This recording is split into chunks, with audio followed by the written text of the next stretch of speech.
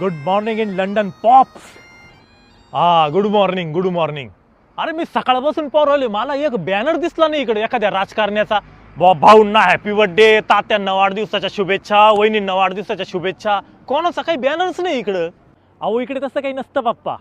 कुठल्याच निवडणुकांमध्ये कुठल्याच नेत्याचे बॅनर लागत नाही आणि ट्रॅफिक जॅम करून सभा पण घेतली जात नाही. असं मग हे नेमके कोणत्या मुद्द्यावर निवडणुका लढवता? रस्ते, लाईट, पाणी?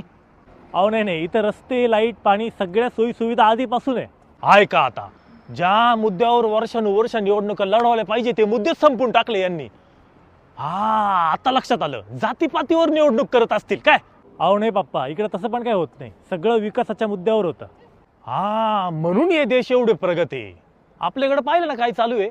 ज्या मुद्द्यांवर समाजकारण करायला पाहिजे, विकासाचे मुद्दे ते राहिले बाजूला आणि सत्तेसाठी फक्त पैसा आणि जातीपातीचं राजकारण. कोण ह्या पक्षातून त्या पक्षात जातो, कोण कोणाला डांबून ठेवतो, कोण कोणाचा फॉर्मच गिळून टाकीतो, तो कोण काय करतो, तो कोण मारामाऱ्या करतो. एवढेच कष्ट जर देशाच्या विकासासाठी केले असते तर मग आम्ही पण आपल्याच देशात जॉब केले असते ना. आपल्या घरच्यांसोबत राहिलो असतो व्यवस्थित. अरे 150 वर्ष राज्य केले या गोऱ्यांनी आपल्यावर आणि आपण त्यांच्याकडून काय शिकलो? फक्त कपडे, दारू, पार्ट्या आणि ते सो कॉल्ड वेस्टर्न कल्चर. शिस्त नाही शिकलो, वक्तशीरपणा नाही शिकलो, सिविक सेन्स नाही शिकलो. अरे हेच शिकावं लागल.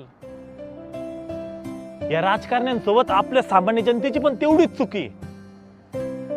लवकर सुधारावं लागेल, नाहीतर मग आपल्या येणाऱ्या पिढीचा या राजकारण, समाजकारण आणि मतदान याच्यावरचा विश्वासच उडून जाईल.